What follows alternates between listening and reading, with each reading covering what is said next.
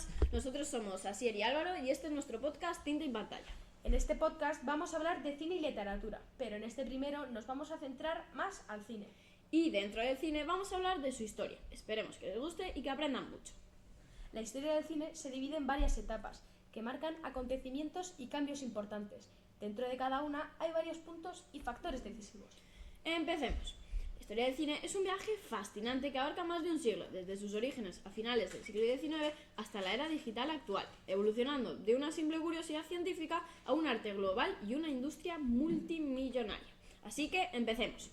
Tenemos la primera era, que es la de orígenes y pioneros, que es más o menos en el 1895, y queremos señalar un par de puntos, que son los antecedentes y el nacimiento oficial. Empecemos con los antecedentes. Los antecedentes son el deseo de capturar imágenes y movimiento, que existe desde hace siglos, con instrumentos como los precursores, con la cámara oscura y la linterna mágica. Aquí me quiero parar a decir que los antecedentes es ese impulso, esa motivación que querían ellos de ¿por qué vamos a hacer esto? Pues, como acaba de decir, porque quieren capturar el movimiento. Y esto es una cosa que, claro, nadie al principio se atrevía a hacer y pensaban que era algo imposible, pero empezaron a inventar aparatos que lo hacían posible, y esto revolucionó muchísimo. Como bien ha dicho mi compañero, empezaron a estudiar ese deseo y a ver cómo lo podían conseguir. Y en el siglo XIX, con el zoótropo y el kinetoscopio de Thomas Edison, permitieron ver imágenes en movimiento, aunque de forma individual.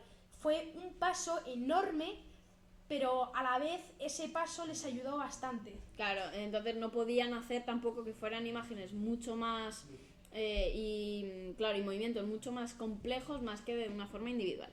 ¿Qué nacimiento oficial tiene el cine? Pues bueno, la fecha clave reconocida es el 28 de diciembre de 1895, cuando los hermanos Louis y Auguste Lumière realizaron la primera proyección comercial y pública, cuidado, de imágenes en movimiento en el Gran Café de París. ¿Por qué he dicho comercial y pública? Porque al principio lo hacían todo, eran como un pasatiempo, era una simple curiosidad, pero de repente ellos se dieron cuenta de que, aunque no fuera tampoco por fines económicos, podían hacerlo algo comercial y algo de lo que la gente lo pudiera disfrutar. Y además ellos inventaron su propio invento, que es el cinematógrafo, que funcionaba como la cámara, como un proyector también, una impresora de películas. Proyectaron películas cortas, como La salida de los obreros de la fábrica Lumière, que, por ejemplo, la duración de esa película duraba 45 segundos. O sea, fijaros lo cortita que era. Y además luego también tenemos otra, que es La salida de los obreros de la fábrica, en 1895, que dura exactamente el mismo tiempo. Ahora nos vamos a detener en esta, pero también hicieron una histórica como la llegada de un tren a la estación. Ahora nos vamos a centrar en dos que hemos cogido, que creemos que son las más representativas, tanto desde la primera hasta otras que ya fueron mejorando su propio invento y haciendo que fueran mucho mejor. Ambas en el mismo año. La primera es la que acabamos de decir, de la salida de los obreros de la fábrica. ¿Qué importancia tiene esta, Álvaro? La importancia de este corto, de esta primera película, es que es considerada una de las primeras películas de la historia. Aunque durase poco, la gente nunca había visto imágenes en movimiento proyectadas por una cámara, y esta fue la primera que vieron. Efectivamente. También, ¿qué aporte tenía esta película? Pues nosotros creemos, y es así, que el aporte que tuvo esta película es que introdujo el cine como registro de la realidad cotidiana. Es decir, todavía no pensaron en ficción ni en cosas fantásticas, solamente en la vida cotidiana, en la vida que hacían pues todas las personas, como algo de grabar como curiosidad. Y no tenía narrativa, pero se demostró el potencial del cine como medio visual. ¿Qué contexto? Pues se proyectó públicamente en París, marcando el nacimiento del cine como un espectáculo. Siguiente película. La siguiente película que tenemos es El jardín del regador, del mismo año, el 1895, también hecha por los hermanos Lumière. ¿Y cuál es la importancia de esta película? Pues la importancia de esta película, que yo estoy indagando, es que es uno de los primeros ejemplos de ficción cinematográfica. ¿Por qué fue tan importante? Porque de pasar de cosas cotidianas, ahora pasamos a algo de ficción, algo que nadie se podía imaginar, y esto entretuvo muchísimo más y la gente se empezó a interesar por el cine. ¿Qué aporte tuvo? Pues a ver, introduce la idea de contar una pequeña historia con inicio, un desarrollo y un final. ¿Y qué relevancia histórica tiene? Pues demuestra que el cine no solo podía documentar, sino también entretener, no solo un medio de información. Claro, es que esa fue la primera película pensada para entretener, no para mostrar la vida cotidiana, lo que hacían. Ahí ya introdujeron el género de la ficción y entretenía a la gente La fantasía, claro, y otros géneros que pues la gente se quedó flipada porque no tenían ni idea de que eso podría llegar a representarse en la cámara. Bueno, una vez vista ya la primera era, tenemos la segunda era, que es la era del cine mudo, que va más o menos desde el 1895 hasta el 1929. ¿Qué dos puntos tenemos aquí? Los dos puntos que tenemos son los primeros desarrollos y el auge y el desarrollo narrativo. Así que bueno, vamos a ver los primeros desarrollos.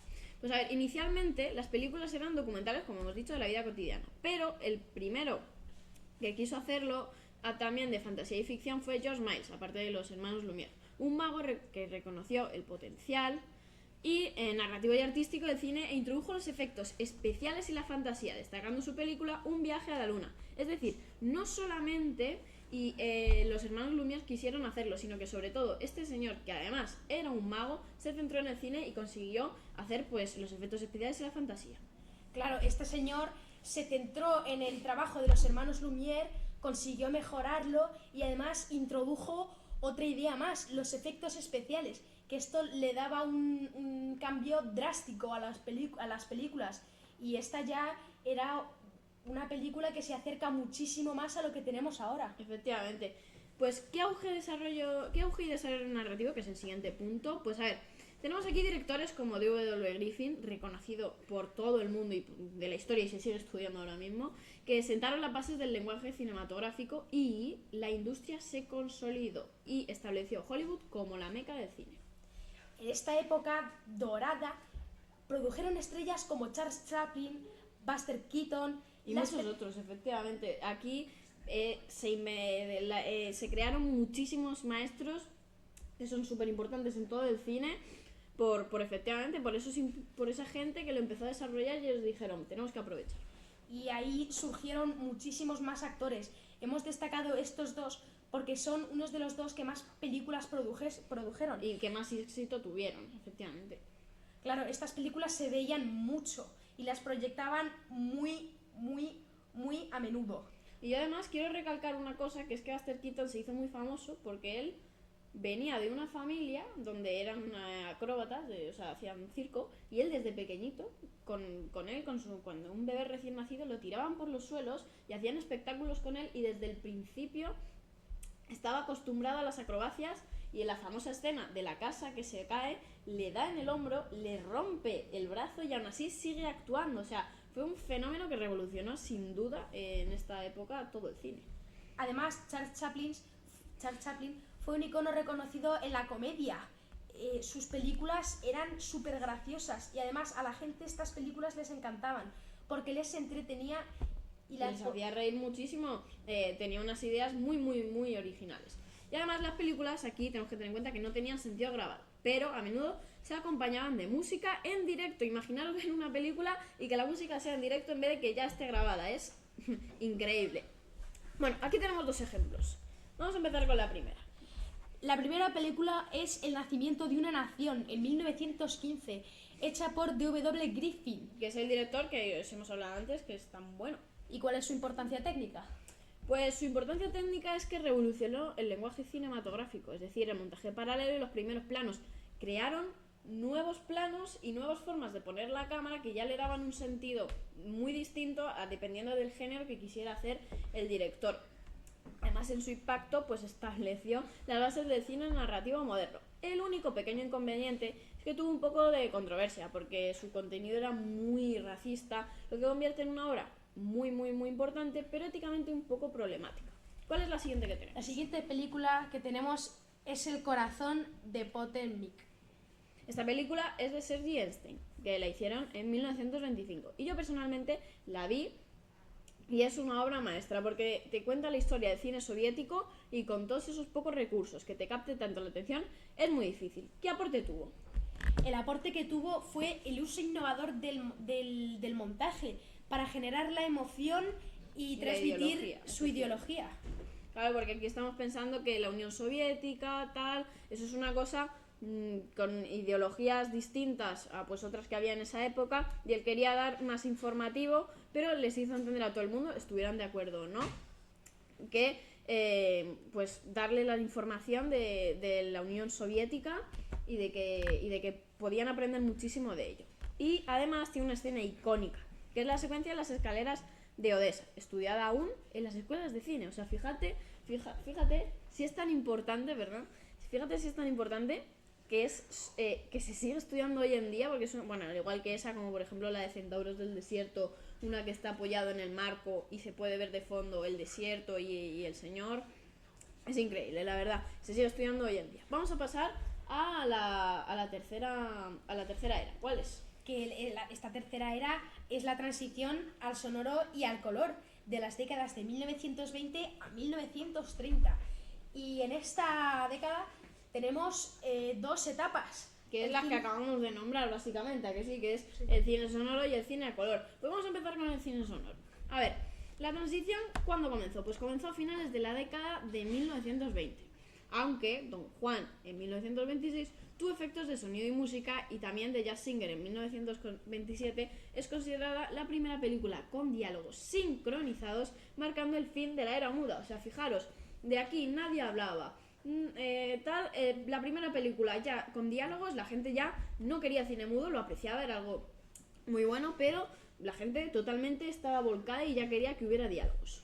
Claro, es que esta gente estaba acostumbrado a ver las películas en blanco y negro, sin sonido o a lo mejor con música en directo, pero ver una película con sonido, con efectos de música y en color fue una cosa revolucionaria. Esto ya es algo que no se podían imaginar, algo increíble. Sí, llegaron lejísimos.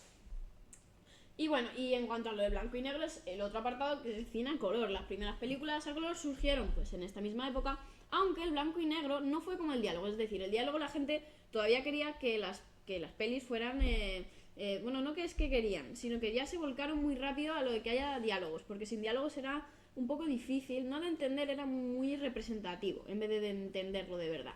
En cambio, en el cine a color, la gente todavía querían el blanco y negro y siguió siendo bastante común durante años, debido sobre todo a los costes y a la tecnología. Era muy caro hacer cine a color, toda la tecnología que se necesitaba era bastante grande y era como algo que molaba mucho, pero era como algo para gente especial.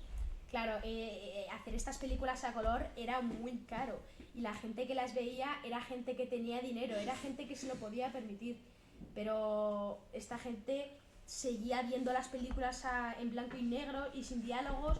Era algo como exclusivo, efectivamente. Era algo como que costaba mucho dinero y que se hacía de vez en cuando. Bueno, en esta era tenemos dos películas que son El cantor de jazz en 1927 de Alan Crosland y Lo que el viento se llevó, película icónica de 1930 de Victor Fleming. Hablemos de la primera, El cantor de jazz. El cantor de jazz, hecha por Alan Crosland. Efectivamente. Y su importancia fue que es la primera película comercial con sonido sincronizado. La primera comercial, cuidado, que no la primera hecha, sino la primera que se comercial, pues lo que quiere decir comercial, que se le mostró al público y el público pues ya tenía que pagar y todo. Luego, su impacto.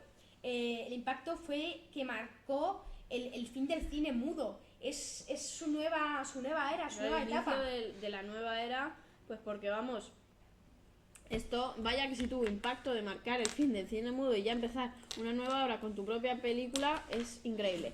¿Qué consecuencias tuvo? Pues transformó por completo la industria y la actuación cinematográfica. Ahora vamos a hablar de Lo que el viento se llevó, de Victor Fleming.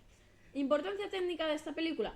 Pues que tuvo el uso avanzado de Technicolor, es decir, fue de las primeras películas que usó el color y usó tecnologías nuevas para que lo pudiera ver todo el mundo y que no fuera algo tan exclusivo.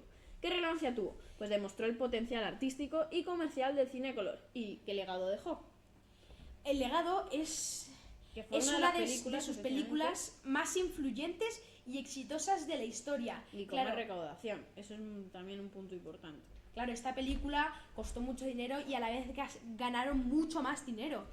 Porque tuvieron una rentabilidad gigante al ser una película que, aparte de la actuación, fue increíble y la historia dramática y con todo punto de género es muy trabajada. Claro, porque esta película ya lo incluía todo: efectos de sonido, música, diálogos, color.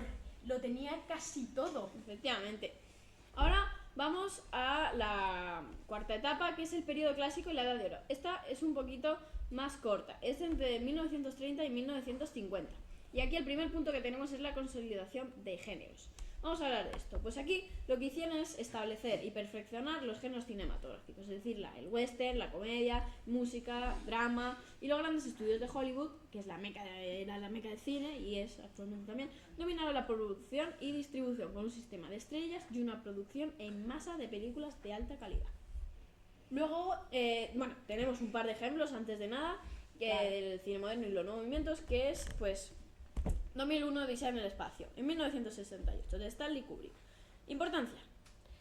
Su importancia fue que revolucionó la ciencia ficción, que fue la película más considerada de ese género. Claro, ya estaba muy avanzado, pero esto lo que hizo fue mejorarlo muchísimo y dedicarle mucho dinero y que fuera muy exitosa.